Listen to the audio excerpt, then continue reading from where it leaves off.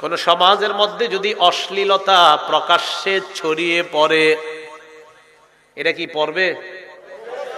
পড়ছে না? তাহলে এই পরীক্ষায় অলরেডি আমরা আছি তো। গজব কি এটা? ইল্লা ফাশা ফীহি মুত্তাউন, ওই এলাকার মধ্যে মহামারী দেখা দিবে। কি দেখা দিবে? আর কি দেখা দিবে দেখেন, মানে নবীজির হাদিস কি আজীব হাদিস, দেখেন কি কয় বলে, ওয়াল আউজাউল্লাতী লাম তাকুন মাযাত ফি আসলাফিহিমুল্লাযীনা মাযাও, এমন এমন রোগ বিমারি তোমাদের উপর দেখা দিবে যে রোগের কথা আগের জাতি কখনো শুনে নাই।